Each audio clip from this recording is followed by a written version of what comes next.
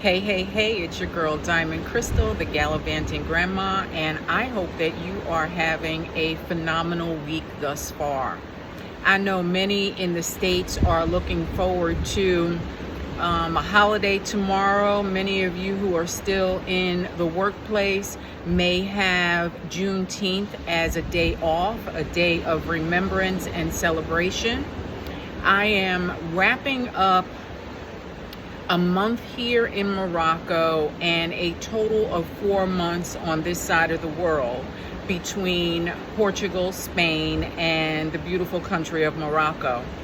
And as I get ready to pack and purge, because y'all know I leave something in every country that I visit, purge so that I'm still traveling light, I'm thinking about the sense of global community and the difference in the mindset of people that I meet on this particular journey. And the journey I'm talking about is those who have decided, for whatever reasons, that they no longer want to call the United States their home. They are expats in various countries. I've met them worldwide. And I think the sense of community in this particular network is different than that in the United States. And I say that because in the US, we have been socialized not to be community. We've been socialized to keep our business in our homes. What happens in the house stays in the house. I got mine, you get yours. There's no sense of sharing on a real basis and helping one another to make it to whatever is that next level or destination. And I don't find that to be the case as I'm meeting people who have decided to expat from the US. Making that decision is a huge one. It's monumental and it can be life-changing. And I believe that once you have done it, or once you have even seriously explored the option of doing it, you realize that it's not very common. We are in the smallest, I believe, percentage of the Black community. Those of us who are exploring on a serious basis, leaving the United States and living elsewhere for whatever reasons, like I said. So there is more sharing, more openness in discussing the journey, the challenges, and the joys of making that decision. And so that's what I'm thinking about as we move forward and towards Juneteenth tomorrow in the States is how are we assisting one another to realize dreams? I really enjoy not being the smartest person in my circle. I lean on the experience and the knowledge of those who have done things that I aspire to do. I worked on Wall Street for a long time in my youth, about 100 years ago.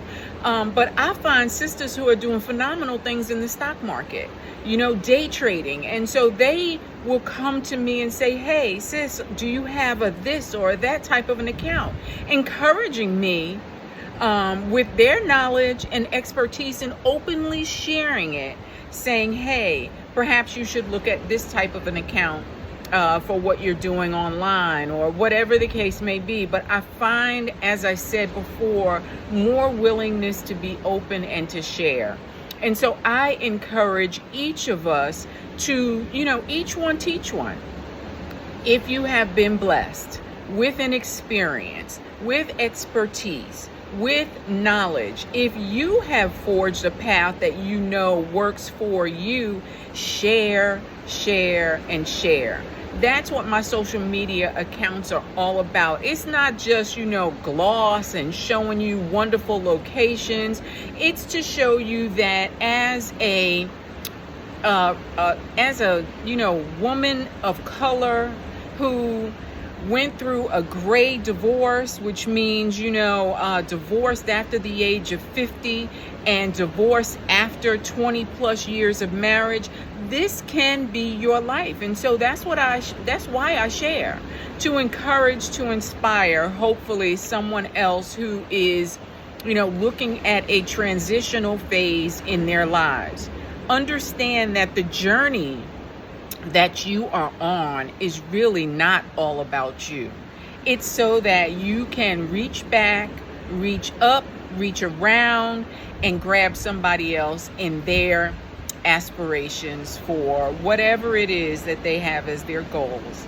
All right, I'm a little bit emotional because, listen, this part of the world has embraced me with a huge hug, physically, mentally, emotionally, spiritually. I have just been embraced and loved on this side of the pond, but I am looking forward to taking the next leg of this journey, which will reunite me with my babies.